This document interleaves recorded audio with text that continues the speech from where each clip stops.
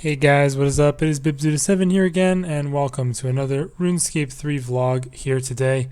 In this video, we're going to be going over this week's patch notes as well as all the details of the Summer Escape event, which I think has started today. Yeah, it is now currently active for the first week, and there is a new set of bonuses and buffs and stuff each week.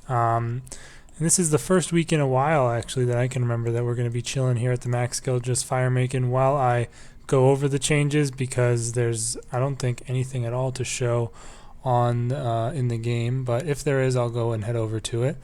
But yeah, the Summer Escape event, I'll go over that first, I guess. This first week, which is week 1, of course, will be going from now until the 11th, so basically until next Monday. And it's pretty much just a bunch of different things for each skill. Each non-combat skill, they say, has a certain variety of buffs. I'll just go over the ones that are possibly significant for you. I won't go over every single one because it's a bit too many. If you want to see the full list, just check out the RuneScape homepage post. The mining one, mining has a 10% chance to give you an extra ore, which is interesting, I guess. Not really. I doubt that gives you extra XP for it, but that's one there. And Iron Men can get that, so I would recommend that if you want. Agility, you'll have a higher chance of activating the pit minigame, so if you don't have the nimble outfit yet, I would recommend going and doing a shorter course perhaps and trying to get that. One that, no, that one's not that important. Yeah. Just there's a 10% chance to produce an extra urn when adding runes to them. Iron Men are excluded from that one, but if you want to make a bunch of urns, now is definitely the time to do it because of that that chance to get extra ones.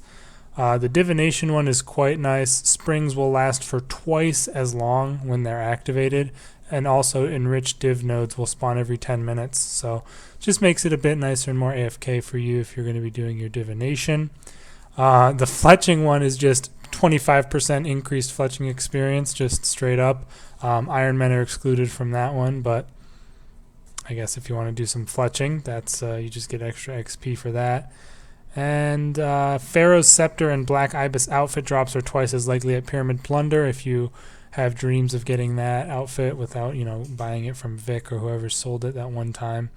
That's there. And also you have a 25% chance not to deplete your Uncharted Island resources while you're harvesting them. So those are all the significant ones. Again, there are ones for like pretty much every skill, like every non-combat skill. So if you want the full list, you can check out the RuneScape homepage, but the other effects aren't really that significant. You'll get double reward points at RuneSpan, I guess is one that might be interesting to some who might be going for the rank 1 esteem there. But that's week 1. This goes on until next Monday, so full week of these bonuses, where back years past it used to just be a weekend. But week 2, which will start next Monday, is going to be Combat and Slayer. So I don't know why I assume that Iron Men are going to be excluded from some of the other weeks, but they didn't list any of the exclusions except for on week 1. So I'm hoping these exclusions for Iron Men will come out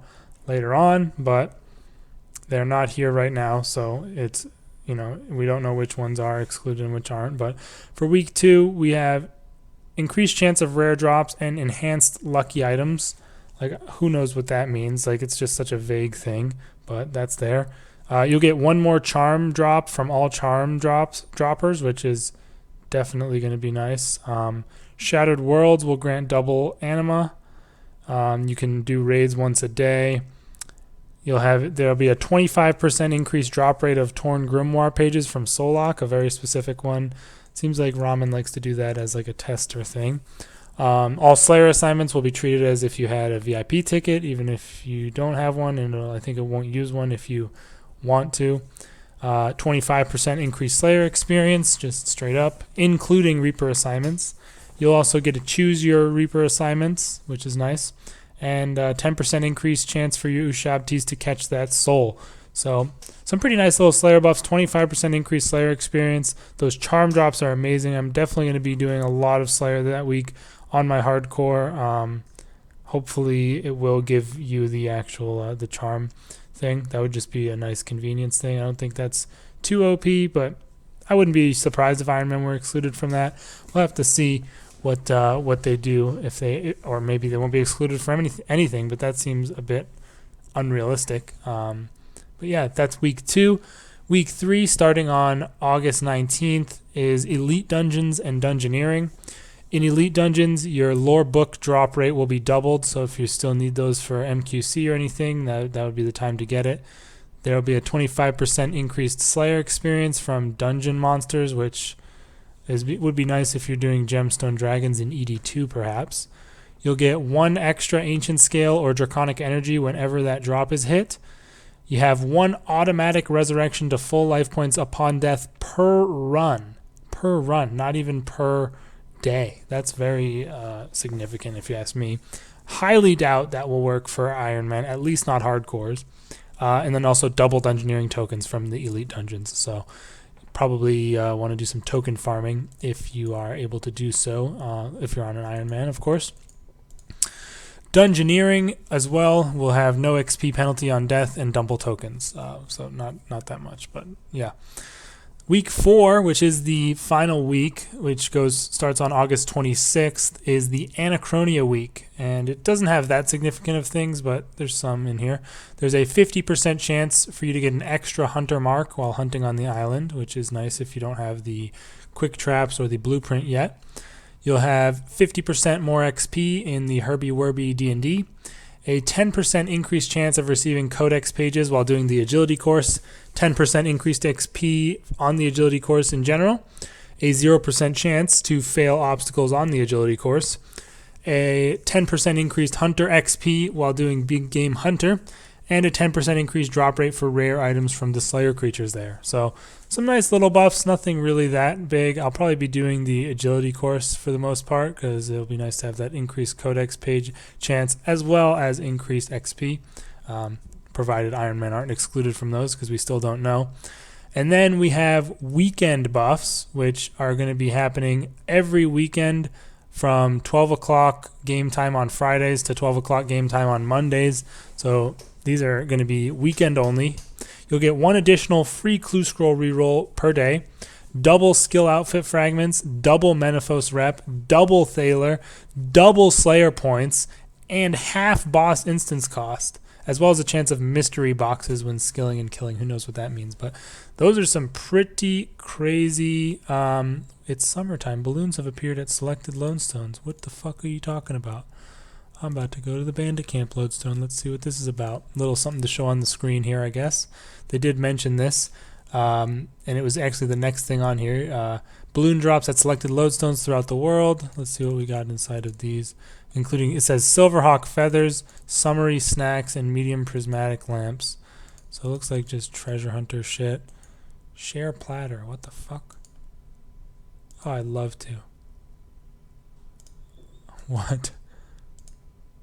So it's just, it's 1,000 HP. That's not too bad, but this is just one of those meme things that's like a waste of your time. Chicken-filled flatbread. Like, what the hell? Rose essence truffle. Oh, and they're gone. Wow, that that didn't give you very long, but yeah, that's going to be happening, I guess. Probably, I hope you can toggle that message, but yeah, those weekend buffs are really, really nice. Double Thaler. So if you're going for a profound title or anything with mini games, really, you're going to want to be doing some mini games on the weekends because that is really nice. Also, the double Menaphos rep is probably nice for anyone who's going for that. Double skill outfit fragments will just be nice in general. Double Slayer points is going to be awesome. So those all, and half boss instance cost for, especially for Iron Man, that'll be pretty sweet. As long as they're not excluded. Again, they don't list any exclusions apart from the first week of stuff, so I'm not sure what will be changed at all. But that's pretty interesting. Those weekend ones sound pretty nice. Then we have the player-owned farm things that are going all throughout the event. And these are pretty much not that significant, really. 10% increased chance of breeding animals, 5% increased chance of shiny animals, 10% happiness and health increase from feeding, double item yield from harvested animals and 10% more beans from selling animals. Those two are probably the most significant, double item yield and 10% more beans. Also, you'll have a 10% increased drop rate of animals from combat. So if you're looking for one of those dragon eggs or, you know, a yak maybe, it'd probably be the best time to get it during this month. And then also we have honeycombs are 50% more effective. So nothing really that insane, like no XP buffs at all. So it's mostly just the beans and the harvest yield will be, I guess, a little bit nice. But, you know, obviously the XP is already OP. They can't really do too much. I'm not sure why they even have these, to be honest. But, yeah, that is going to be happening throughout the event. And that's everything for the Summer Escapes event. Or the Summer Escape, whatever. I don't know. I'm kind of getting sick of these fucking events. Like, we had double XP weekend, then right afterwards we had this skill off trash, and then we have this going on for the next month. Like, they need to chill out with this kind of thing. But these buffs aren't really all that significant. The weekend ones are pretty strong, but like this week there's not really a whole lot of stuff. Next week will be really more significant than this week, in my opinion. And then week 3 will be really good if you're trying to token farm. And then Anachronia week is not that significant either. So there's nothing like really OP or anything. So I guess it's not the worst thing in the world. I don't really like events in general for the most part. But I think the perfect example of what the events should be like was the Breaking the Storm event, just because of how thematic it was and stuff like that. I really enjoyed that one. But yeah, other than that, they had a whole massive list of patch notes that I couldn't even find. I don't think there was, I read the whole list. I don't think there was a single thing in there that was even significant or worth mentioning as far as I can remember in there. Like there was really just so many small little changes. Oh, there was one thing that people were acting like it's significant, but I have no idea because I don't really use my player-owned dungeon that much. But apparently Vyres will now work properly in the player-owned dungeon. They will no longer spawn as vampire juvenates. So if that's significant or not, up to you. But people were pretty excited about it on Reddit. So that's that. But yeah, other than that, I don't think there was anything else. I'm just scrolling through, seeing if there's anything that catches my eye that I might have forgotten about. Oh, this one might be worth mentioning. They said that they fixed an issue where players were unable to complete a clue scroll if another player was already fighting the wizard NPC. So I guess, if you walked up to a clue spot and there was someone already there doing that same clue, you weren't able to do it because you'd have to wait for them to kill the wizard or whatever they had to do. And they've, I guess, fixed that or changed that, so you can now do multiple people can probably do the clue at once, which I think is probably a good thing. Oh, well, I just finished my town hall here on Anachronia. I'm going a bit slow with this. I don't really log into this account all that much because I'm mostly on my hardcore, but figured I'd come do that before I forgot. And other than that, yeah, I don't think there was anything else worth mentioning on here. But you guys can let me know in the comments if I did miss anything on the patch notes. But yeah, that's pretty much it for this video, you guys. I just wanted to go over all the effects for this new event that's been going to be going on for the next month. And yeah, really not looking forward to this month in terms of updates, as there's pretty much nothing. I did go over the August month ahead. If you missed it, you can check that out on my channel. I went over that, what they're going to be coming out with there.